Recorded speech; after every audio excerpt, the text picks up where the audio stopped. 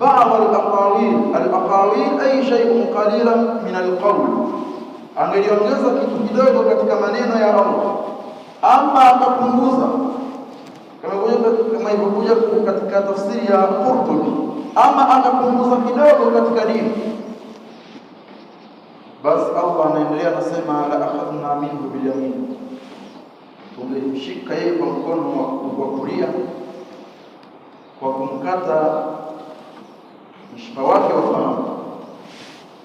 Katika tafsiri nyingine anasema tungelimshika sehemu ambayo inaunganisha mgongo wake na kichwa chake.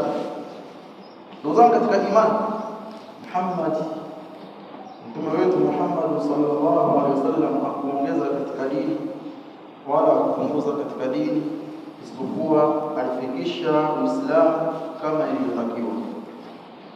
Lakini pia radhi za Allah tabaraka wa taala ziwaendee masahaba wa mtume sallallahu alaihi wasallam, masahaba ambao walifanya kazi kubwa wakati wa shida na wakati wa raha, wakiwa pamoja na mtume sallallahu alaihi wasallam kuhakikisha dini hii wanaiacha pahala salama. Kama si juhudi za maswahaba, ndugu zangu katika imani, sisi leo hii tusingekuwa na kitu ambacho ni cha thamani zaidi katika maisha ya mwanadamu, ambacho ni dini tukufu ya Uislamu.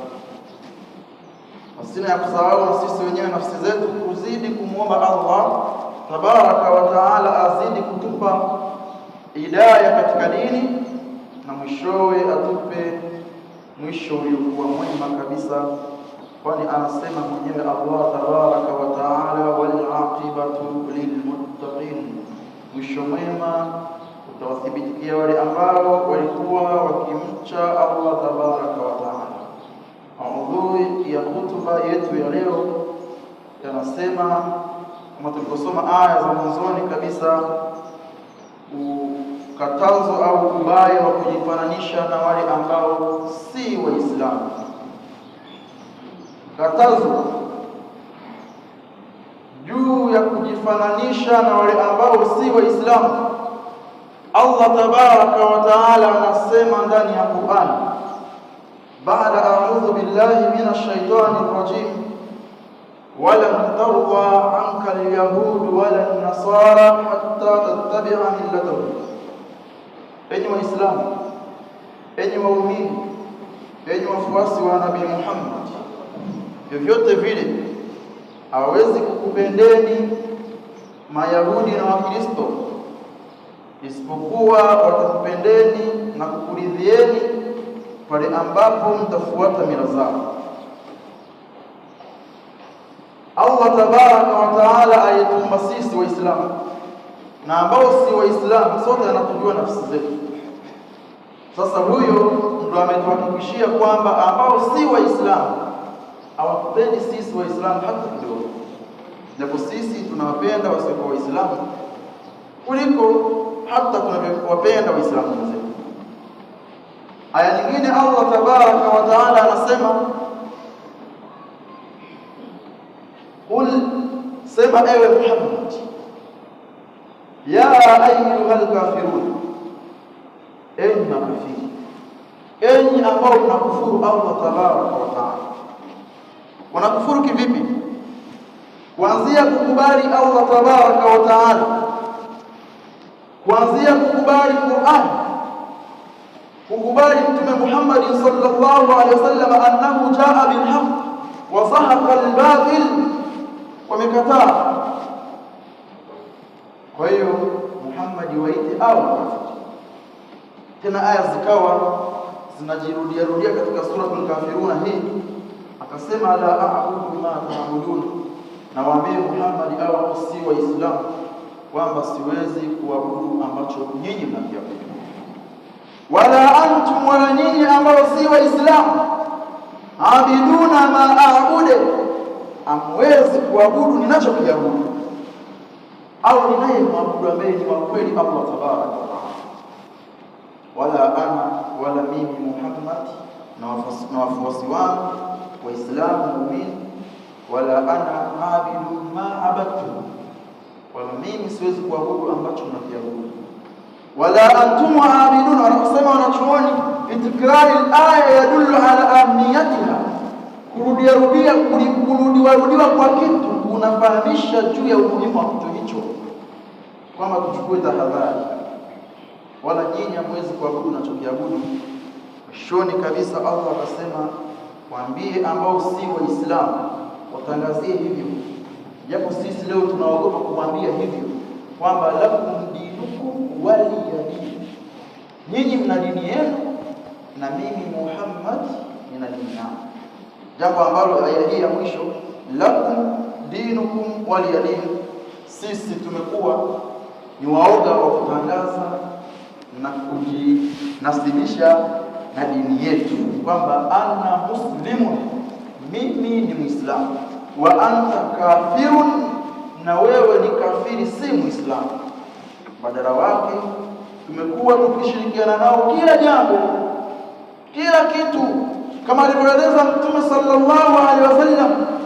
Zitafika zama Waislamu watafuata mila ya wasiokuwa Waislamu, hata wasiokuwa Waislamu wakianguka kwenye tundu la mburukenge, sehemu mbaya, Waislamu na wao watafuatisha sehemu hiyo. Ndio tunachokifanya sisi Waislamu, tunashirikiana nao. Tena min al-asafu shadid, kwa masikitiko yaliyokuwa makubwa, Waislamu wanashirikiana na wasiokuwa Waislamu katika mambo nyeti, mambo ambayo ni ya aqida na tauhidi, au ni ya tauhidi na aqida, ambayo ni misingi mikubwa katika dini. Uzushi wao kwamba Allah tabaraka wa taala ana mtoto, na mtoto yule ni Isa bin Maryam, Allah amekataa. Lakini kuna Waislamu hawajaamini aya hizi, hawajaamini Allah ana mtoto. Allah ana haja gani na mtoto Allah tabaraka wa taala? Alafu wakazusha uzushi mwingine ya kwamba Isa bin Maryam kafariki, tena kafariki kwa kuteswa katika as-salib, katika msalaba. Anasema Allah tabaraka wa taala, wama qataluhu wama salabuhu walakin shubbiha lahu, wala kuuawa Nabii Isa wala kusulubiwa, isipokuwa alifananizwa na mmoja katika wao. Katika nyingine Allah anasema barrafa'ahu Allahu ilayhi, bali Allah alimnyanyua kwake, hakuna aliyemgusa Nabii Isa alayhi salatu wasalam. Sasa Waislamu wataamini Qur'an, lakini Allah amesema qul, sema ewe Muhammad, huwa Allahu ahad, Allah ni mmoja. Qul huwa Allahu ahad, Allah ni mmoja. Allahu samad, na yeye Allah ndo mkusudiwa, ndo anastahili ibada, ndo anastahili kuabudiwa na kuombwa na kutegemewa yeye peke yake. Akasema lam yalid, akuzaa Allah tabaraka wa taala, wala yulad wala yuzaa. Kwa Allah amekanusha kwamba hana mtoto. Makafiri wanasema anaye mtoto, bali wao wenyewe wanasema sisi ni watoto wa Allah. Na Waislamu wanawafuata hao wanaoitakidi itikadi za namna hiyo. Ndugu zangu katika imani, kujifananisha na wasiokuwa Waislamu ni kosa kubwa. Mtume sallallahu alaihi wasallam anasema atakayejifananisha na kundi fulani ni miongoni mwa hao. Ukiwa na watu wema wewe ni mwema, ukiwa na watu waovu wewe mwovu. Katika hadithi nyingine Mtume sallallahu alaihi wasallam anasema mfano wa mtu anayekaa na mwema na mfano wa mtu anayekaa na muovu sawa sawa mfano wao, na mtu anayekaa na muuzaji wa miski ama mafuta mazuri yanayonukia na anayefua vyuma, kazi yake ni hiyo. Anayeuza miski anaweza kuuzia ama kugeia, ama mfua vyuma anytime anaweza kuunguza nguo yako. Haya maneno ya hikma ya busara zaidi ya Mtume sallallahu alaihi wasallam. Kwa hiyo Waislamu, sisi hatuna sababu yoyote ile kujifananisha na wasiokuwa Waislamu. Anasema mwanachuoni mmoja kwamba la hajata bina ila tarikhi hayati alfalasifati al-Yunani wa ulamau al-Ifranj wa hukamau al-Ifranj wa ulamau al-Ruman faladaina fi tarikhina alladhi mamlu'atun bil jidd wal amal wal khaliq wal sharaf wal insaniyah al kamila. Sisi hatuna haja yoyote ile Waislamu kujua falsafa, kujua vitabu, kujua mienendo ya wao si Waislamu. Maulama wa Faransa, wasomi wa Katoliki na ambao si Waislamu kiujumla wao, hatuna sisi haja Waislamu kujua mambo yao. Sisi tuna katiba yetu, sisi tuna dini yetu, tuna kitabu chetu kimejitosheleza, tuna mtume amejitosheleza, tuna Allah tabaraka wa taala, Allah wa kweli. Allah anasema kuambia sisi Waislamu, kutujulisha sisi kwamba makafiri hawana Mwenyezi Mungu wa kweli katika surati Muhammad, inna Allaha mawla alladhina amanu wa anna alkafirina la mawla lahum. Mwenyezi Mungu ni mola wa wenye imani na makafiri hawana Mwenyezi Mungu. Wao akili zao ndio Mungu wao. Sasa Muislamu leo anawafuata hao, anaalikwa, anaalikika, anakula chakula ambacho ndani ya siku hiyo watu wanasherehekea kwamba Allah ana mtoto kafariki siku hiyo ama kazaliwa siku hiyo. Na wengine wanasema sikukuu ya mwaka mpya ni ya watu wote, haijalishi dini. Ukitaka kujua pia kwamba sikukuu ya mwaka mpya, yani tarehe 1 mwezi wa kwanza mwaka mwingine, si sikukuu yetu Waislamu, angalia vinavyofanyika ndani ya dini yao, itikadi walizokuwa nazo dhidi ya siku hiyo ni za dini yao kabisa, tofauti na imani yetu. Lakini Mtume sallallahu alaihi wasallam ametubainishia sisi Waislamu tuna ayadi zetu, idi zetu 3 kabisa. Sisi tunasema idi ndogo, idi kubwa na yaumul jumu'a. Kama siku ya leo ni yaumul eid kwa Waislamu, japo pia atuheshimu siku ya Ijumaa, kama alivyosema Mtume sallallahu alaihi wasallam kwamba siku bora, sayyidul ayami fil usbu' yaumul jumu'a, siku bora ndani ya wiki ni siku ya Ijumaa. Kuna watu sasa hivi wanapoongea kwenye maduka yao wamefungua muda wa swala na kusikiliza hotuba atul Ijumaa. Ndio katika imani kualikwa chakula cha Christmas na mwaka mpya ni kosa kisheria, ni kosa kisheria. Ama kuna wengine wanasema, shekhe, sisi tunadumisha umoja, amani na mshikamano, ujirani mwema. Jamani Waislamu, hivi sisi hatuna katiba kweli? Sisi tunakubali ya kwamba kuna vitu muamalat inabidi tufanye na wasio kwa Waislamu, katijara wa ghairi, kama biashara na mengineyo ambayo dini imeruhusu. Lakini vitu vinapokuwa vimekwisha kugusa misingi ya kiimani, Muislamu inabidi uwe mkali. Muislamu inabidi uwe mkali. Angalia anaambiwaje Mtume Muhammad sallallahu alayhi wasallam, anasema Muhammad Rasulullah. Tunaambiwa waumini na Waislamu kwa ujumla, Muhammadur Rasulullah, Muhammad ni mtume wa Allah. Walladhina ma'ahu, na ambao wako na Muhammad ni kina nani hao? As-sahaba walmu'minun, masahaba. Lakini sisi waumini tuliokuja baadaye tunaambiwa hivyo pia kwamba walladhina ma'ahu ashidda'u 'ala al-kuffar, ambao wana imani, wanaamini dini hii, basi wanakuwa ni wenye kuweka ugumu kwa makafiri. Sasa sisi kuweka ugumu kwa makafiri si kupigana nao, si kutukanana nao, la, ni kuwaonyesha kwamba na sisi tuna misingi yetu na tunaiishi misingi hiyo. Bana wa chakula chako hicho mimi sili kwa sababu dini yangu hairuhusu. Yaani mtu kuongea maneno haya mafupi mtu anaogopa. Jioni wewe ni rafiki yangu, tunafanya biashara wote, pengine tumetoka sui wapi huko, lakini kwa chakula chako sili. Kwa nini ukuniita tarehe 24? Kwa nini ukuniita tarehe 18? Kwa nini ukuniita tarehe 29 uniite tarehe 1? Unambainishia. Lakini watu ni waoga, watu wanapiga nyama kabisa.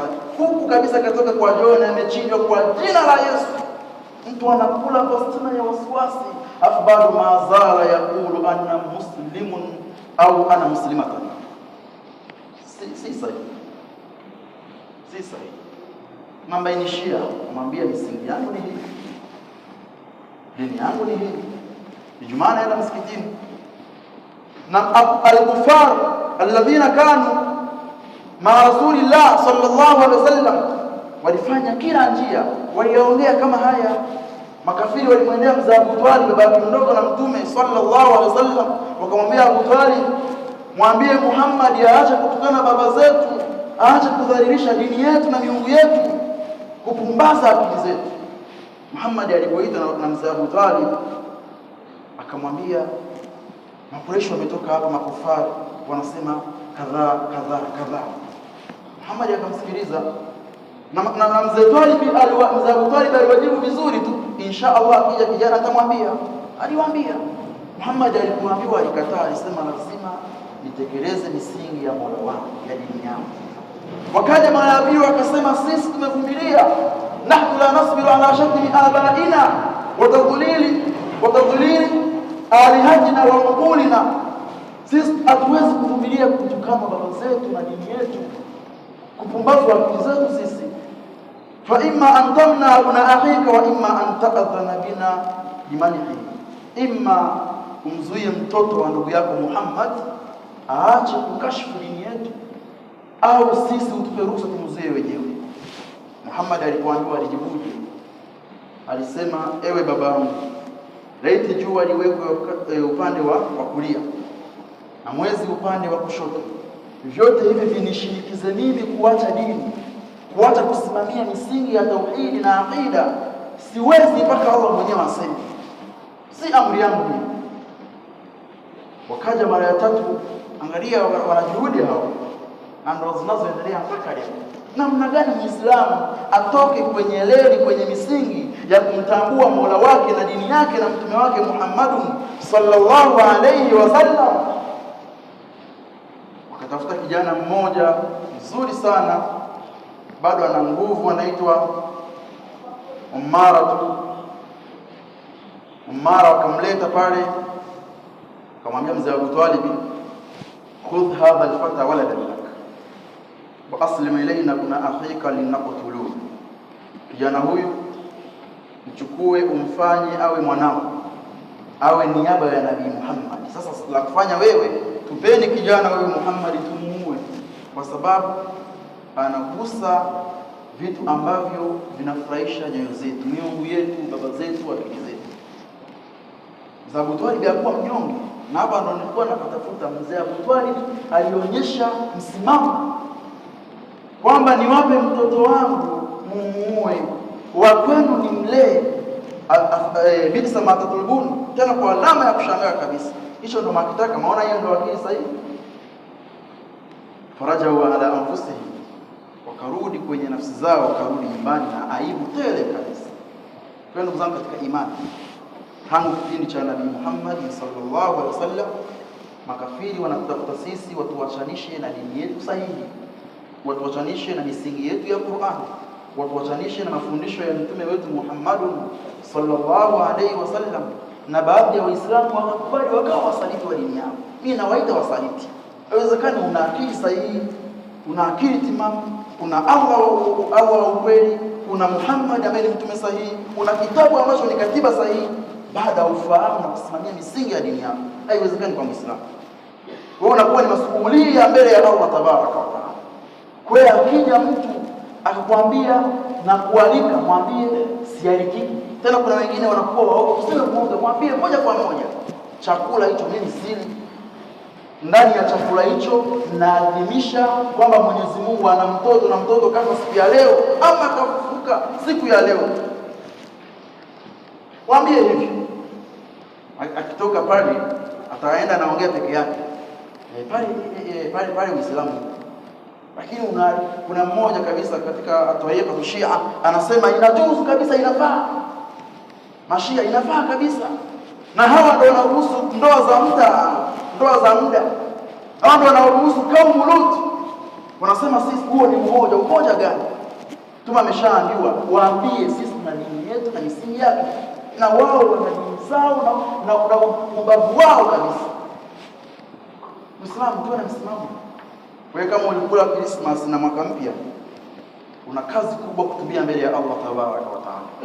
Ama kwa kumalizia hotuba yetu ya kwanza, Mtume sallallahu alaihi wasallam anasema atakayejifananisha na kikundi ni miongoni mwao. Ukiwa nao unawasapoti na wewe ni miongoni mwao, umeshiriki.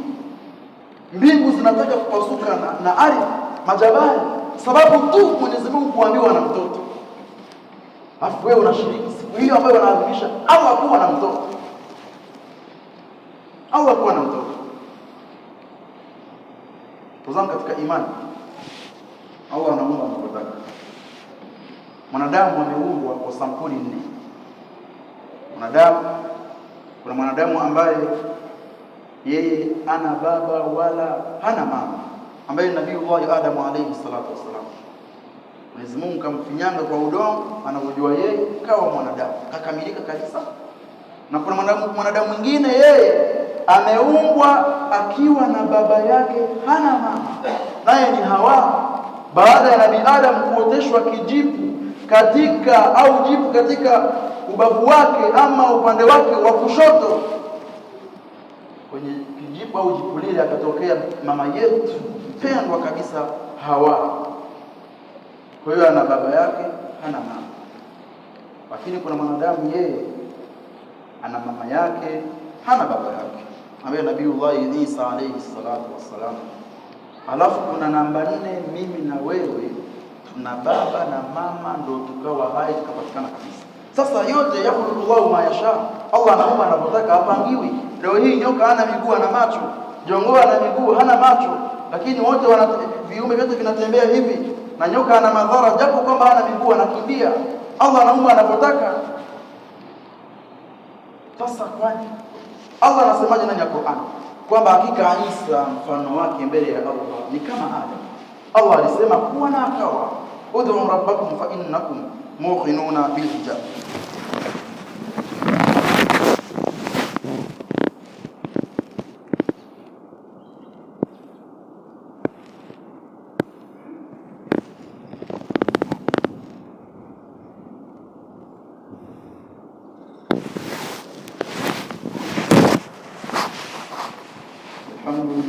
حمدا وشكر الله شكرا والصلاة والسلام على من لا نبي بعده وعلى آله وأصحابه ومن تبعهم بإحسان إلى يوم يبعثون. أما بعد. Kuhusieni ndugu zangu katika imani, pasina ya kusahau mwenyewe nafsi yangu yenye makosa mengi zaidi yenu katika swala zima la kumcha Allah na kusimamia misingi ya dini, kwani milima, majabali vyote vilipewa amana hii ya kushika na kufanya kazi Uislamu, vyote vikakataa. Mwanadamu akamshangaa, mwanadamu anakubali kwamba mimi nakubali Uislamu, lakini Allah mwishoni akasema mwanadamu amekuwa si mwenye shukrani kwa Mola wake. Kwa hiyo tuna kazi kubwa kuhakikisha tunasimamia dini hii, na vizazi vinavyokuja baadaye baada yetu wakute bado dini ni dini, sio dini ni siasa. Uzao katika imani, tukiwa katika mada yetu inayosema kutojifananisha na kuwafuata wasiokuwa na misingi ambayo ni sahihi, ambao si Waislamu, bali kuwa makini zaidi kufuatilia misingi ya dini yetu. Na misingi ya dini yetu huwezi ukaifahamu pasina ya elimu.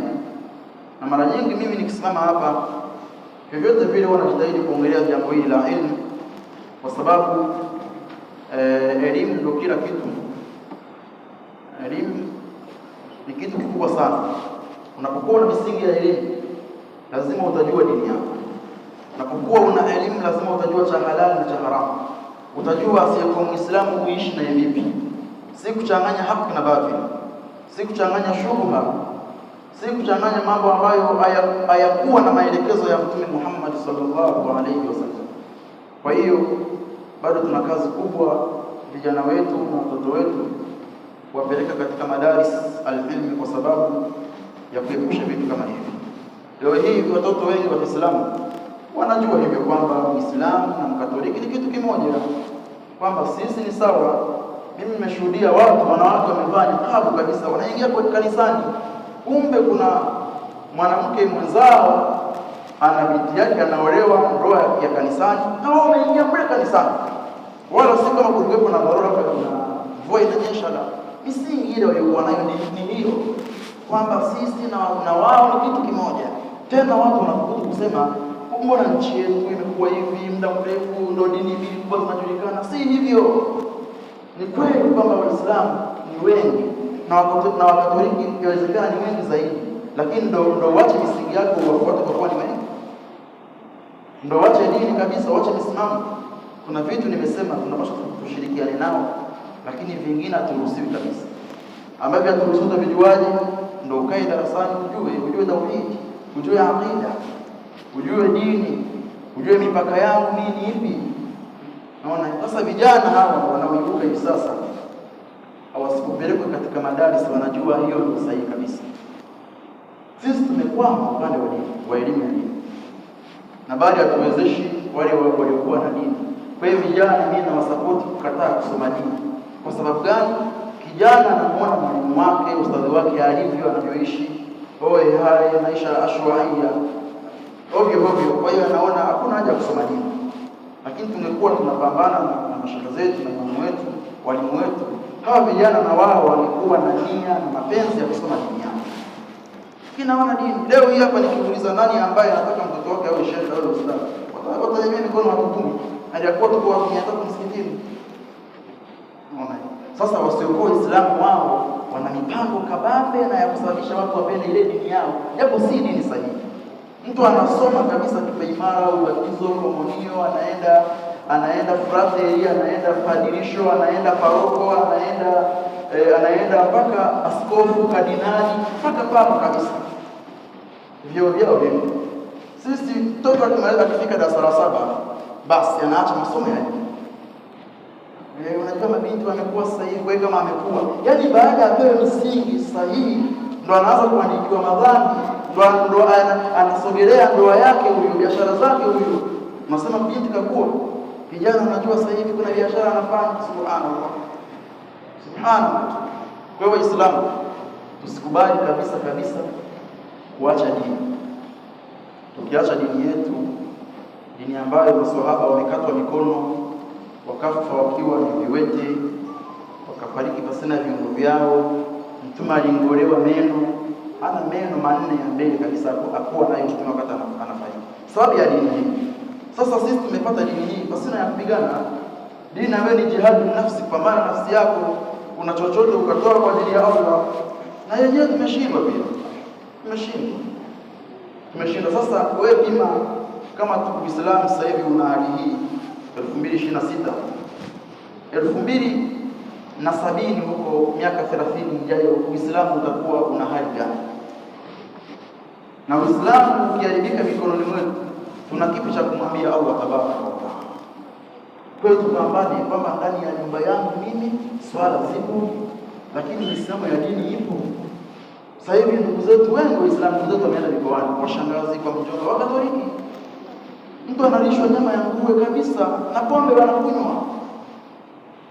Tunasema ana Muslim, mimi ni Muislamu. Wewe si Muislamu. Kwa hiyo kuna kila sababu ndugu zangu katika imani kuhakikisha mtu anajipima yeye na misingi ya dini yuko vipi. Kuna kitu kinaitwa al-aqida, at-tauhid wal aqida. Misimamo ya dini nayo. Mimi ni swala tano.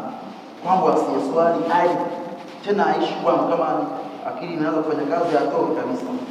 Mimi na Waislamu tuna mipaka. Ukija kwangu Muislamu unataka kuswali, ondoka. Hiyo misingi ya dini ndio nyumba inapewa baraka, malaika wanaingia wanapishana kabisa. Yaani watu kama dangulo, kama roho kabisa. Yeyote anaingia, mwenye tabia yeyote na mwenye tabia yoyote anaingia kwao. Hapo kesho kaburi na kusubiri. Kuna malaika kaburini Muislamu. Kuna adhabu za kaburi. Kuna malaika wanauliza maswali. Kuna kisimamo. Kuna sirati. Kama minkum illa walibuha. Allah anasema katika sura Maryam, kila mmoja lazima apite kwenye sirati, apime matendo yake. Lakini kuna al-hisab, al-jazaa wal hisab, kupimwa na kulipwa matendo yako. Sasa mwanadamu, yani hebu tukae tufikiri kwamba sisi mbele ya Allah tutakuwa vipi? Kama kesho nikisimamishwa mbele ya Allah tabaraka wa taala, nitakuwa na amali gani? nitakuwa naonekana vipi mbele ya macho ya Allah tabaraka? Je, nitakuwa ni ashabu katika ashabu nani? Lakini pia jipime, kama pepo unaitaka, kuna kitu gani nimekifanya mimi cha kusababisha Allah aniridhie? Naye maswali ya kujiuliza. Kila wakati tunajiuliza, tunapo riski, napataje kiwanja cha 3, napataje mke wa 5 wa 4, napataje magari mengine mawili. Hayo tunayawaza sana. Mwanangu ataingiaje chuo kikuu hata lini? Subhanallah. Na bado Waislamu sasa hivi serikali tunakwama kabisa, na tunakwamishwa na tunakwama kweli, kwamba wakati wengi wana elimu kuliko Waislamu. Tukatai moja kwa moja, hakuna mtu ambaye ana elimu na akili kubwa kuliko Muislamu. Ila ni misingi tunayowekewa kama vikwazo. Kila siku hapa imamu wetu anafundisha hapa madrasa, darasa msikitini, akitusomea vikwazo vya kusababisha Muislamu akwame katika dunia yake na akhera yake. Akwana msikiliza kwa makini sana. Kwa sisi tunawekewa vikwazo Waislamu, lakini Waislamu wana akili. Tena mimi nakwambia hao askofu hao wana elimu kubwa. Sasa askofu ana elimu gani kuliko shekhi? Askofu ana vitabu ametuniwa na wanadamu, amesoma. Shekhi amehifadhi juzuu 30. Mimi nimesimama hapa sina hata kitabu. Sasa watu wenye akili zaidi ni Waislamu.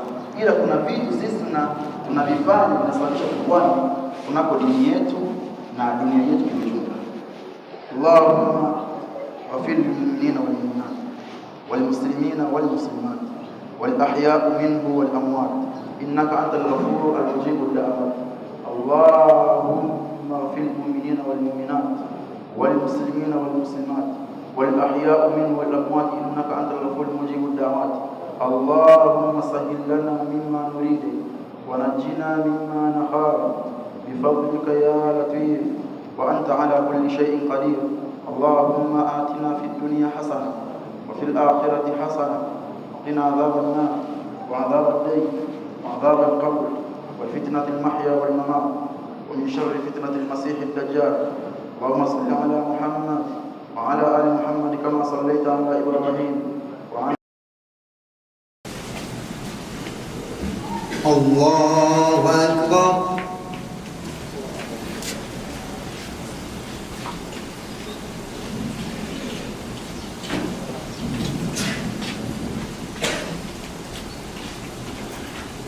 الحمد لله رب العالمين الرحمن الرحيم مالك يوم الدين إياك نعبد وإياك نستعين اهدنا الصراط المستقيم صراط الذين أنعمت عليهم غير المغضوب عليهم ولا الضالين.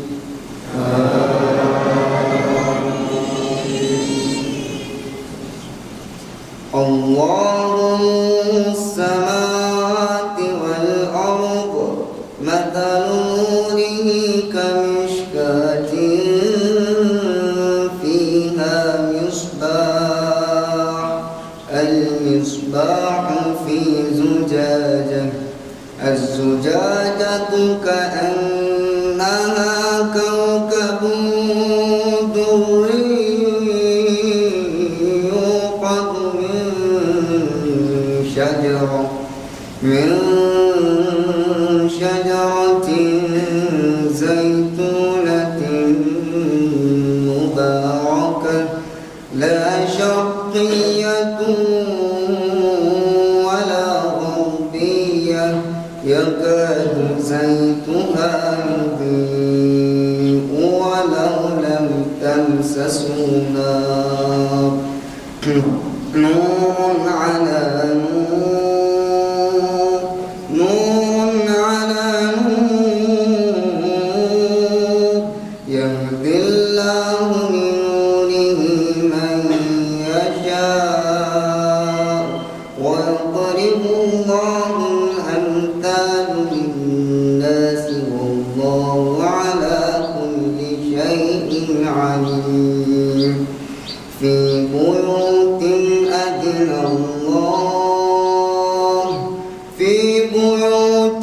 أذن الله أن ترفع ويذكر فيها اسمه يسبح له فيها بالغدو والآصال. الله أكبر.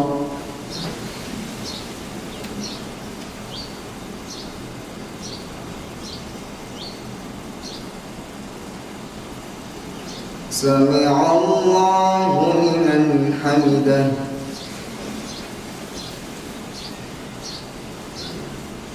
الله أكبر.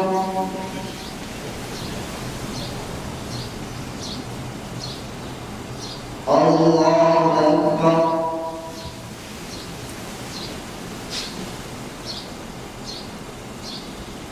الله أكبر.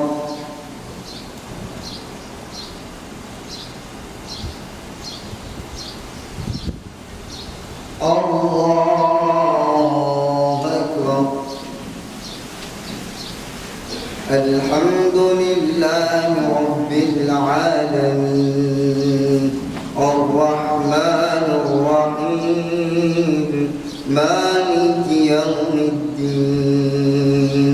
إياك نعبد وإياك نستعين. اهدنا الصراط المستقيم صراط الذين أنعمت عليهم غير المغضوب عليهم ولا الضالين.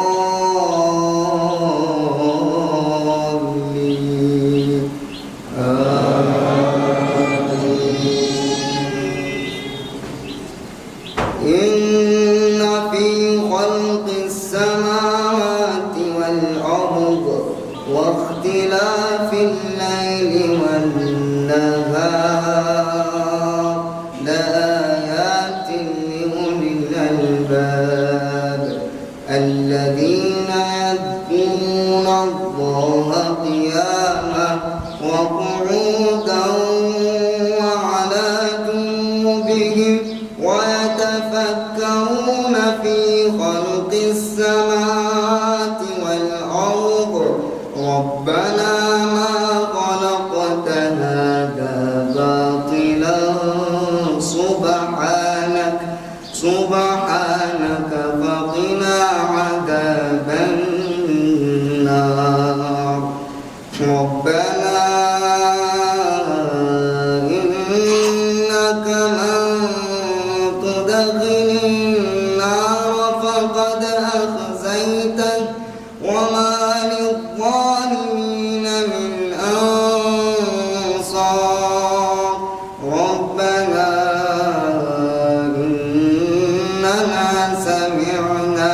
إننا سمعنا مناديا ينادي للإيمان أن آمنوا ربكم فآمنا. ربنا فاغفر لنا ذنوبنا وكفر عنا سيئاتنا وتوفنا مع الأبرار. الله أكبر.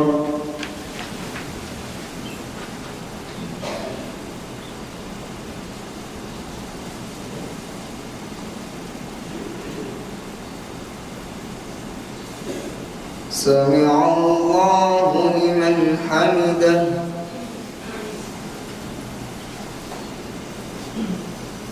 الله أكبر.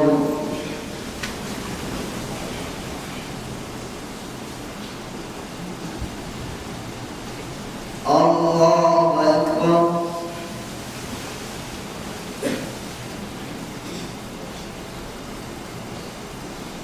الله أكبر.